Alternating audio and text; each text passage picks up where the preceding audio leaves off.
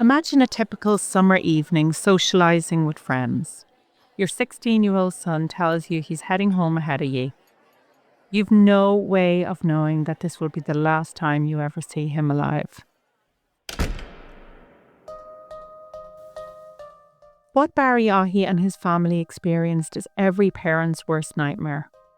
In this episode of SatNaving Life, Barry shares his story, the unimaginable moment that changed his life forever and the impact that it's had since. Barry has chosen to speak openly about what happened that night, the lessons learnt, and why awareness and preparedness can make such a difference. My name is Carol McGirl. I'm a qualified nurse and a health and safety trainer. I sit down with individuals who have faced trauma-inducing situations, giving you the opportunity to reflect on their experiences and learn from their personal journeys. We gently explore approaches in physical and mental health first response while taking time to understand the science that supports and guides these practices. Today I'm honoured to be joined by Barry Aughey, who will share his powerful story of loss and resilience, how he faced the unimaginable reality of life without his son, coping strategies that have helped him move forward, and the lessons he believes could help protect other families. Grief can be the most destructive thing ever, if not dealt with correctly. It can be very painful, can bring about a pain beyond physical. Sitting with the pain ultimately is what got me through Luke's passing. What you really got to do is you got to say, I love you dearly. You mean the world to me. This is way too important. I cannot keep that secret. Oh, what I'm going to say is that I will experience real joy again. And that's not hope. That is more than hope. I am determined to, I'm going to, and I know I will. I look forward to it, and it will happen. Just don't know when. Already we're starting to hear some of the powerful insights and the inspiration that helped Barry navigate his journey, a journey that ultimately led him to launch an incredible organisation dedicated to helping others. Good afternoon, Barry, and thank you so much for being here with me today. Already we have a great insight of what is to come. It's when I decided to start the podcast SatNaving Life, and I was considering people that I could potentially interview. You were the first person, Barry, that sprung to mind. Thank you. I'm honoured. So starting with LA 519, how did all of that happen? Well, first off, it's a charity now. We just got charity status this year. We set it up in May of 2021.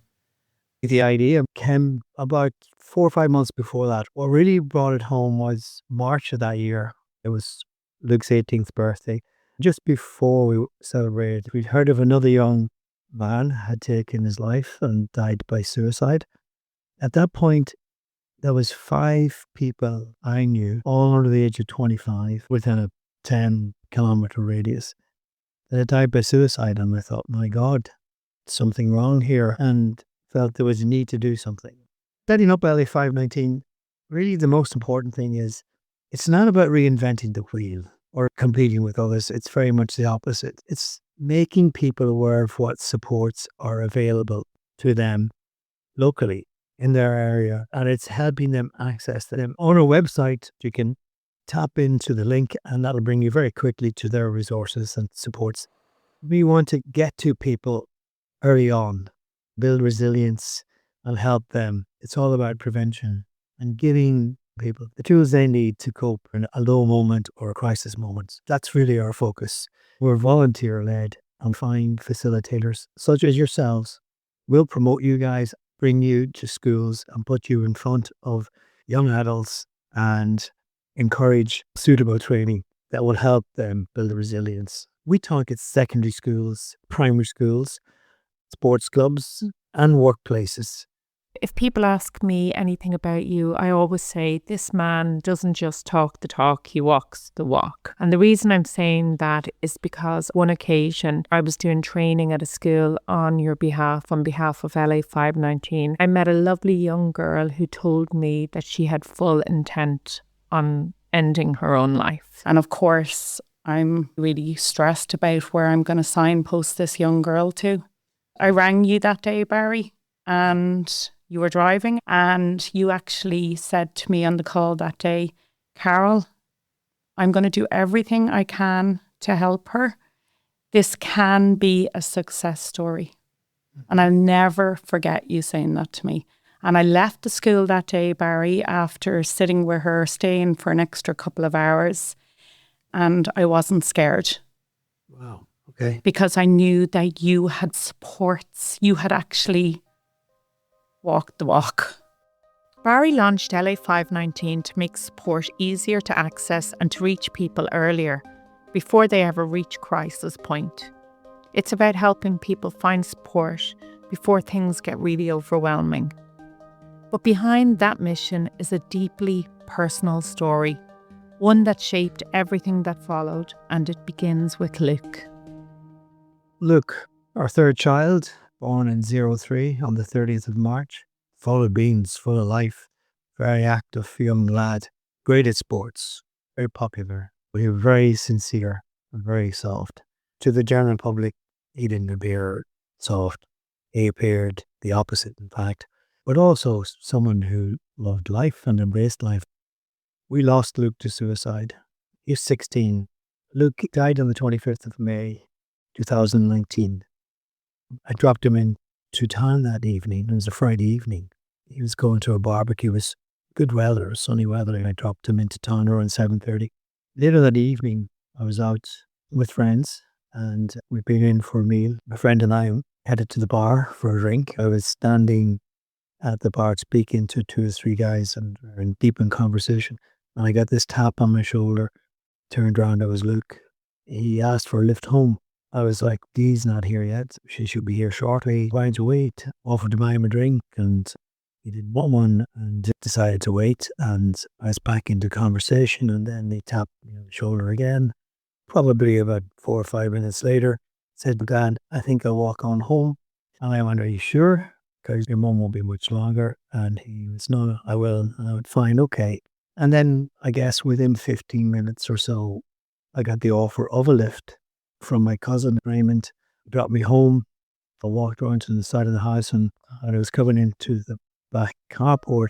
I found Luke and I quickly ran to the coach house, as we call it, grabbed a pair of snips, ran back, grabbed the table to stand on, and tried to cut the rope to get him down. That wasn't working too well. So at that point, I gave up and decided to lift him. And I lifted him up and I held him up and then started shouting and shouted and roared, in fact, for help. And eventually my son came to the rescue. He heard the shouting, obviously, and came running out the back door and got a saw and cut the rope. And at that point, I then carried Luke down, rested him on the ground. I started CPR. I'd already made a call to 112. I'd done a course probably a year earlier. Could have been with you, Carol. It was a first aid course, and I remember being told to keep pumping. So that's what I did. I just kept at that and kept at that and kept at that. And then eventually, guards arrived. It could have been 15, 20 minutes later. And between us, we kept the CPR going until the paramedics arrived. Shortly after that, Dee had come home with our friend Alona. Alona's a close family friend and got involved very quickly and could tell that it was too late and said, no, Barry, he's passed, he's gone. From losing Luke to suicide, it's a hard thing being a parent, losing a child. It's very hard, but I think losing them by suicide, in my opinion, just makes it a bit harder. At least that's how I feel. And I guess at that point in my life, it really did rocked my world. I was broken, totally broken. Simple, basic things just were hard to do. Became very numb, and you just are not yourself. You're lost at sea, and you reflect on life and you reflect on what is all this about. I was very much a broken individual, and I was still a father. We have 6 kids, and I guess at some point I realized I need to be a father to the rest of my family and a husband to my wife. So at some point along the way, and maybe with the help of Luke, I was able to pull myself together. But for a long time, I struggled. That night changed everything. In the midst of unimaginable shock and trauma, Barry did everything he could to save his son. As the family came together and everyone arrived home to say goodbye to Luke, the reality of what had happened began to settle in. From that moment on, life was never the same. What followed were the early days of grief, where shock, numbness, and heartbreak took over, and where simply getting through each day became a task.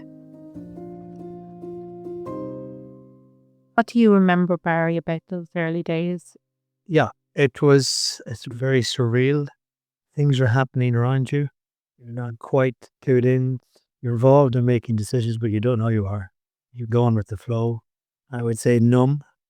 Certainly for me, I was very numb.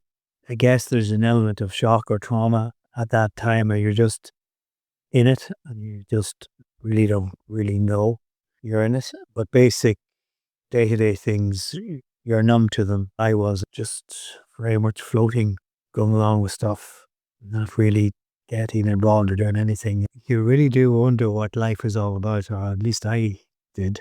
But I remember thinking, he's gone away on a long holiday. So that was my first reaction. It's going to be a while before I see him again. That's how you coped. That's first thing I did, first memory I have of dealing with it. So in my mind, it's going to be another, I don't know, 30 years, whatever, before I see him again. So far away, long holiday. Like the Irish Revolt when they had a wake for somebody heading to America. They were heading to the land of opportunity, but in the olden days, it was so far away. Most of the family knew they may not see that person again. And so it used to be a wake. So I thought of that and thought, okay, it's away on a long holiday. Barry, I know you talked to me before in November. Luke opened up about his struggles. Had you seen struggles before that, you and his mum? No, actually, I hadn't. He came home one evening from school. He went into the living room. Him and his mum were very close. He trusted her. He was very close to her. And he opened up and he cried, in fact. And he spoke about how he was having suicidal thoughts and he was frightened. What was that like as a dad? I didn't know what to do. Frightened and not knowing what to do. But yeah, tutor very quickly made an appointment with a GP, and from there we were referred to a child psychiatrist in Dublin. He went in to meet the child psychiatrist and spent 45 minutes or an hour with her, and she'd sat down and spoke to us and explained her concerns. And then when Luke came into the room, all I could do was cry. I realised that he was at risk of suicide. I hugged him, cried, told him I loved him. He really didn't want to go to school. He actually was dyslexic, quite severely dyslexic. That day at the doctor, did you feel that having to go to school was overwhelming for Luke? I would say there's an awful lot more to it. And there's more things I learned later on. After his passing and going through his phone, certain things probably did get to him, which I don't want to speak of, to be honest. Okay. And there's a lot more, really. Actually, an awful lot more. After Luke had died, Deirdre said, I told us to do the what if. And I clearly remember her saying this. And she was so right. And we made that promise there and then to each other. And that was a strength. Making that promise to her has helped me. So it's a big thing. Has that been a very difficult promise to keep? Yes. Probably one of the things that gets to me more than anything is that night when you'd asked me for a lift home and then not going home with him and finding him 45 minutes later. That's probably what eats at me more than anything, I would say. But I don't feel it as hard now, and I really don't know why. I suspect there's other reasons. I do think that somewhere behind it all, Luke has given me some strength. I don't know how, but I think he has. And I think that's why I'm able to hold a conversation with you today. Within the first year, I couldn't. That was a difficult year. When Luke died, within the space of 9 months, I lost my mother and father. So 3 people that I used to meet every day all passed in the space of 9 months. It's difficult. And funny thing, my father died just about a week after lockdown. We were left alone as a family in isolation, a lot of solitude. I had an attitude at that stage. What is life all about? It's not just physically fragile, it's mentally fragile. I look back on that period. I can't remember a lot of it. There was family members close by. For me, it was a good thing because it grounded me with people who matter to me and people who I care about. My immediate family were just all surrounded with each other, doing things together. How did you get yourself out of the house, Barry, in those early days? I believe, had I not sat with the pain and gone through that solitude for a while and reflected on memories and photographs and cried, I would probably find it more difficult to talk as openly now. Sitting with the pain and feeling that emotion, going through that experience and crying, not being shy about it and being honest about it and doing it in front of family and friends has stood to me, and that we were better able to deal with it. Barry, do you feel that stigma had any part to play the journey with Luke? Yes, he didn't want to go anywhere near camp. My instinct is it's the stigma that prevented him from going.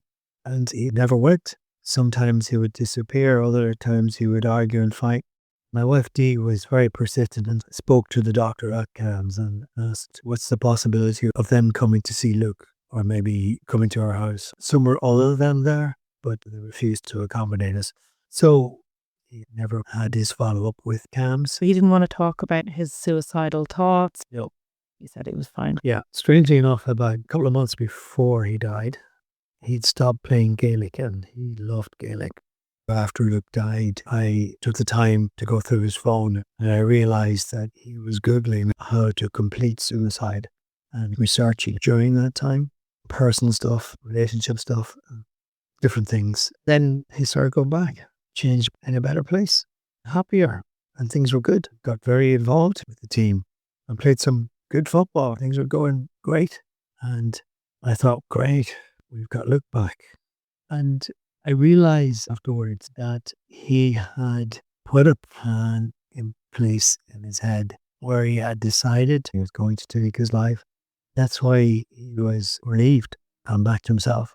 He'd put that plan in place a good 6 to 8 weeks before he died. I would say hindsight's a big thing. In the months and years that followed, Barry was not only trying to make sense of Luke's loss, but also learning how to keep living alongside it. A promise he and Dee made not to be consumed by what-ifs became a real source of strength. The support of his family played a huge role, as did simply allowing himself to sit with the pain. He tried different ways of coping, such as getting out for runs, spending time in cold water, and creating some kind of structure to his days. These small steps helped in different ways, but he also found himself drawn towards something more spiritual, which became an important part of his healing. I am a spiritual person. I believe in prayer, and I always have. I believe I have energy. It's not just lungs, heart, a brain, and matter sitting here talking to you. There's a bit more. I believe the old folk would call it soul or spirit. My soul or spirit is my energy, in my opinion. You don't destroy it. It just changes form. For example, burn a tree. It turns into heat and light. It takes different forms of energy. When I die, the energy leaves my body and takes another form. In my opinion, the energy does have a conscience. So whenever I go on that holiday and meet Luke, it'll be my energy field with a conscience. That'll meet his energy field with a conscience. This is the pragmatist within me. That's how I analyze it. And that helped me. Another thing that helped me, I met with this healer. I told her my story. I said, I think I need to let Luke go. We went through some kind of ceremony in which we were releasing Luke, and I cried and I cried. I experienced losing Luke for a second time, and it was very emotional, very hard. The selfish side of me did not want it to happen and wanted him to stay around, but something else inside me was saying this is for Luke's well-being. So I went through it. Is probably one of the key things that's helped recover. Grief can be the most destructive thing ever if not dealt with correctly. It can be very painful, can bring about a pain beyond physical, and can really wreck your head in ways you can't imagine. We're here to live life, and life is for living. Would you say that since Luke's passing, you have experienced real joy? Probably not real joy. I've experienced moments of happiness, laughter, good times. I can't recall any moments of real joy, but I know what real joy is because I've had experience that before in the past. Or what I'm going to say is that I will experience real joy again, and that's not hope. That is more than hope. I am determined to, I'm going to, and I know I will. I look forward to it, and it will happen. I just don't know when. Unreal. Yeah, that's true. Is there anything that you would say to parents that feel that their kids might be really vulnerable? Anything that you feel might have been beneficial or helpful to Luke? There are things I would have done differently, and there are some regrets I have. Advice for parents, I'm not sure I'm the right person to give advice. At the end of the day, I lost my son to suicide. Me as a mum, I would want advice from you, Barry. Thank you. First off, be aware of signs. If a friend, a loved one, a family member, whomever, and you see a change in them, it's really important to ask how they are. Ask how they're feeling. And if you feel that there's a possibility that your teenage kid might be contemplating suicide, you ask it.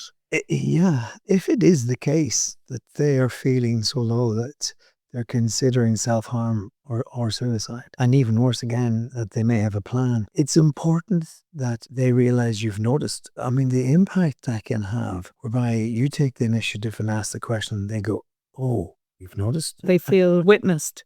Absolutely. Absolutely. That in itself means they matter. That's where you're going to get the help, get them through a low moment. Certainly counselors can help, and sometimes medication. But really, it's people who are close to that individual, family or friends, or loved ones. That's what's key. And I would agree with asking the question. And if they are having suicidal thoughts, it is not because you asked the question. Of course. There are so many factors out there that can bring the idea of suicide. Watching a movie, hearing about someone who died, social media, so many other factors. Another thing I would say, the secret. If you're in a scenario where you have asked the question and it turns out your friend, your loved one, your partner, whoever it may be, have opened up and told you their deepest, darkest secret, and they are suicidal or thinking of self-harming and maybe even have made a plan, and they then ask you to keep it a secret, you can't. You shouldn't.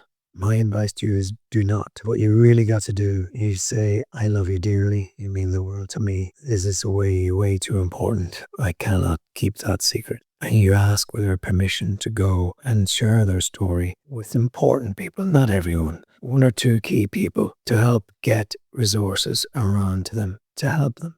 Don't ever keep the secret. We kept the secret. And I guess if I were in that position again, I wouldn't keep the secret. I would have told his grandparents, who were very important to him and he loved dearly and he was very close with, his siblings, aunts and uncles, a few key people important to him. How's your world today? My world's good. I'm doing fine. Today's a good day. Some days are better than others. Some days aren't so good. Are you accepting of that? Yes, it's life. Some days, for whatever reason, it's not as good. You accept it and you know it'll get better. And you have another day and it's good. And there are always many different reasons. But today's a good day. I'm in a good place. Today, the energy's good. Barry, thank you so much. No problem. My pleasure. It's been absolutely brilliant. Thank you for your honesty, your openness, and for giving a little glimpse of who Luke was and what your family experience was. Thank you to your family for being okay sharing your experience. I just hope that all of you get to feel real joy. Yeah, we will. The kids definitely, for sure. They're going to go out and have a good life. We will too. I know we will. It's just going to take a bit of time, but we're going to get there. And that's not hope, Barry. Oh, it's going to happen. Love that. Yeah. Thank you for all the supports that you have given people around Monaghan. My pleasure.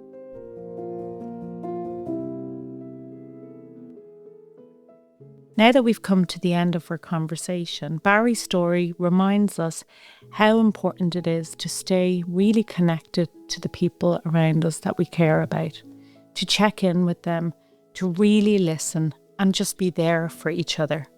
Because sometimes the smallest moments of connection can mean everything.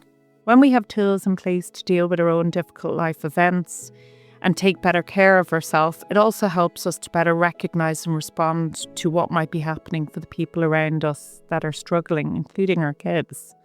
So with that in mind, it can help to have something simple to guide us through moments. And that's where the REACH approach can be really useful. REACH, or recognise. Recognising different mental health issues and their signs and symptoms so that we can very quickly intervene. And it's also really important to notice the quieter changes in people and not just the obvious ones. Sometimes you might notice someone who has been really struggling begin to change. You've seen them carrying this deep pain and then suddenly something seems to shift. They appear calmer, quieter, maybe even a little more at peace. Part of you wants to feel relieved, to believe they're okay now, but unfortunately sometimes that calm isn't what we hope it is. It's what people call the calm before suicide. So if you notice that shift in someone, stay really close. Check in, let them know that they're not alone. Your presence, just being there, really matters. Empathy. Empathy is the capacity or the ability to feel what another person is feeling. Staying out of judgment is imperative, as is understanding the person's perspective of their own experience is their truth. And remember, people just need to feel heard. And if you don't know what to say, just say, I don't know what to say right now. I'm just so glad you told me. You're not alone. Approach. If you notice a concerning shift in someone's mood, stay close, check in gently and regularly, and let them know that you're there. Don't be afraid to ask direct questions. Asking about suicide won't put the idea in their head. It just gives them a chance to be honest. For example, you might say, are you feeling really bad? Are you thinking about hurting yourself? Has this got so bad that you're thinking about ending your life? But remind them, I'm here, you can talk to me. If someone shares suicidal thoughts, don't ever keep it a secret. Signpost them to supports and don't underestimate the power of connection with people who care for them. Connection. This is so powerful. Let them know that they matter and they're not alone, whether it's spending time together, being in nature, or even just small everyday moments. Those connections can make a huge difference. Finally, help. Know that support is there and you don't have to be alone. If you feel you've been let down by one support, seek another. Please don't ever underestimate support from family, loved ones, and organisations such as LA 519. For 2026, LA 519 are one of the charities that you can apply through for a place in the Dublin City Marathon. You can contact them directly or you can go through official marathon organisers. Wherever you are today, be mindful of using that REACH approach on yourself so that you can thereafter reach out to support the people around you that you love.